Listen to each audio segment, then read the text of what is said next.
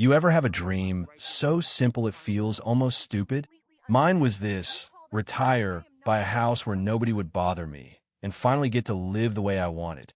No rules. No more calls at midnight from some colonel who couldn't read a calendar. Just me, a bit of land, and whatever peace I could scrounge up out there on the edge of the desert. That was it. Should have been easy, right? But I guess I forgot that in America, even your peace has a price tag, and there's always someone trying to collect. I remember the first time I set foot on that property. My boots hit that hard-packed earth, and I just stood there, breathing it in, hot air, a little dust, that faint smell of creosote after a rare sprinkle. It felt like freedom.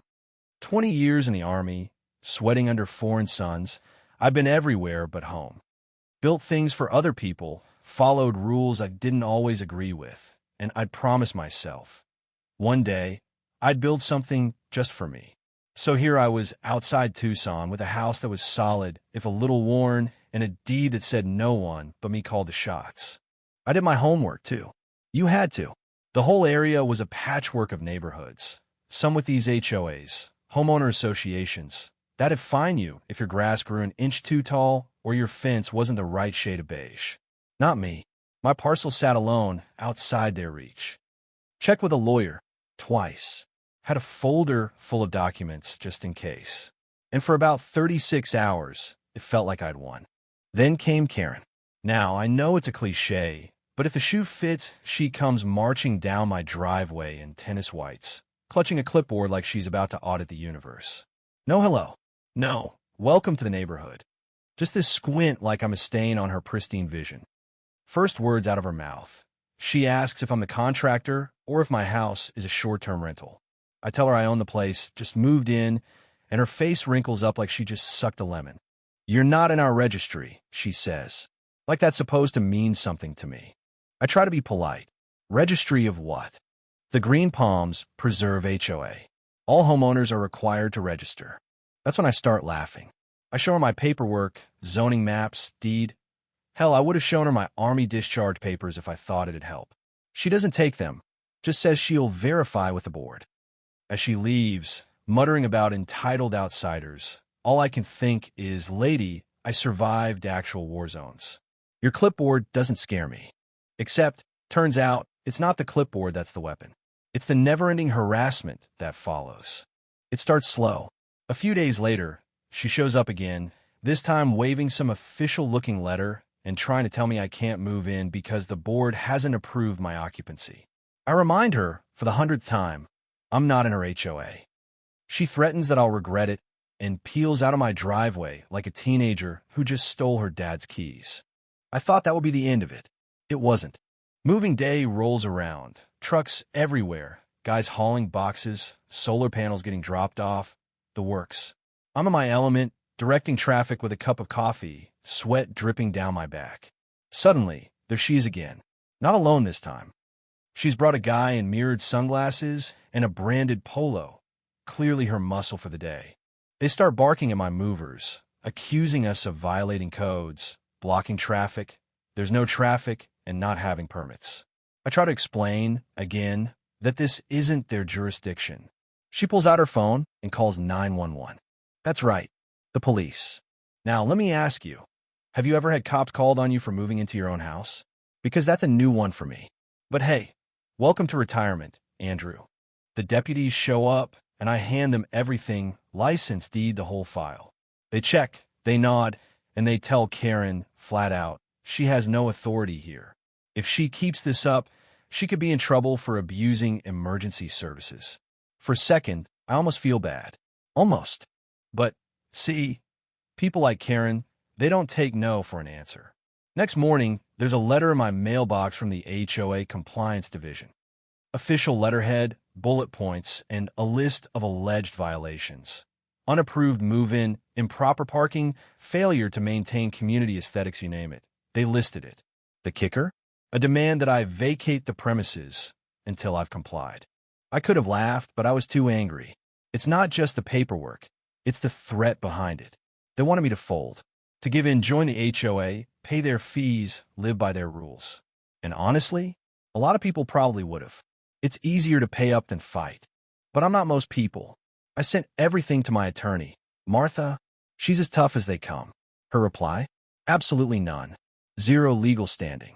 She tells me to start a paper trail and file a complaint with the county. Turns out, my situation wasn't unique.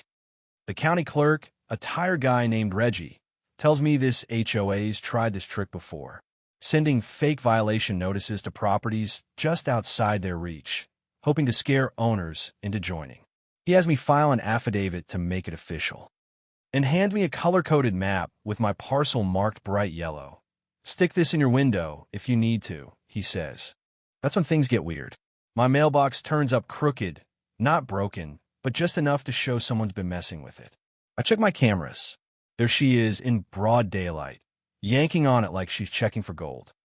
She's building a file, taking pictures, notes, maybe dreaming of the day she gets to rule my land too. So I start a folder, HOA incidents. Every letter, every screenshot, every little stunt documented. Because when people fight dirty, you fight smarter. Then comes the escalation. Unmarked cars parked at the edge of my property, snapping pictures. A new envelope taped to my door. More aggressive, legal threats, accusations of environmental contamination from my solar panel installation. All nonsense. But the tone is clear. They're trying to make life hell until I break. I call Martha. She's had enough. This is legal harassment, she says, and drafts a cease and desist. I send it to the HOA and to their compliance firm. But I don't stop there. I call Elise, a journalist I'd met years back, and tell her the whole story. She listens, then says, that's textbook predatory annexation. They usually get away with it, but you've got receipts. A couple days later, there's an article.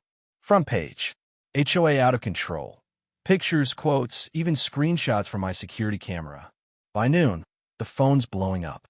Neighbors, people I've never met, are reaching out. Turns out, I'm not the only one. Other folks just outside the HOA's lines. Same threats, same tactics. One couple even had their mailbox spray-painted Dues Dodger after refusing to pay. So now it's not just my fight. I meet up with these folks, Trevor and Sheila, a few others. We swap stories, compare notes, stack up evidence. This isn't neighborly squabbling anymore. This is organized bullying. Martha files a lawsuit, civil harassment, defamation, trespass, fraudulent annexation. We ask the court for an injunction, something to make the HOA back off until things get sorted. When the paperwork's served, Karen disappears. No more patrols, no more notes on doors. For a while, it's quiet. Too quiet. Then they try to settle. A letter from some out-of-town law office, offering to resolve the matter amicably if I'll just retract my story and join the HOA. I laugh. I'm not selling out. Next thing I know, one of my cameras gets smashed. I call the sheriff again, and this time, they're taking it seriously. I upgrade my cameras, keep logging everything, and brace for whatever's next. In court, Karen tries to act like the victim, but the evidence piles up. Forged letters, surveillance, coordinated intimidation. Judge isn't buying any of it. She grants the injunction, barring Karen and the HOA from contacting me or stepping on my land. Karen pitches a fit. The judge shuts her down with one look. Then, the twist, I get leaked emails from inside the HOA. It's all there in black and white. Begin soft intimidation early, escalate with compliance memos. Most won't challenge. They were rewriting the rules, redrawing boundaries, targeting anyone they thought they could bully. This wasn't incompetence, it was a plan. Martha takes the emails to the county. The prosecutor gets involved. Suddenly, it's not just a civil case, it's criminal. Karen's charged with fraud, harassment, and impersonating legal authority. The courtroom's packed the day she's arraigned. She tries to deny it all, but under pressure, she cracks. Confesses to everything. I sit there, stone-faced, and watch her finally realize that power isn't something you could just fake with a letterhead and a bad attitude. She's arrested, right there in court. The HOA dissolves within a week. Sunland, their compliance firm, gets fined and forced to apologize on TV. The county awards damages to all of us who fought back. And Karen, well, let's just say her next community is going to have a lot more bars than fences. After all that, you'd think I'd be bitter. Maybe I am a little, but mostly I just feel relieved. My property's quiet now. The only sign on my gate says private land. No HOA, no trespassing, no tyrants. I keep my folder of evidence, not out of fear, but as a reminder. When someone tries to steal what's yours, you fight back. Not just for you, but for everyone they think they can bully. And sometimes, if you're stubborn enough and you keep your paperwork straight, karma actually shows up on time. So, let me ask you, where do you draw the line between order and control? Between a neighborhood looking out for itself and a handful of people trying to run your life for you? Maybe you've been through something like this. Maybe you've let it slide. Or maybe you push back like I did. Either way, I'd love to hear what you think. Where's the line? Who gets to draw it? And what would you have done if someone tried to force their rules onto your home? Drop your story, your opinion, whatever you've got. Because in the end, it's not just about one guy and his mailbox. It's about standing up for yourself when it matters most.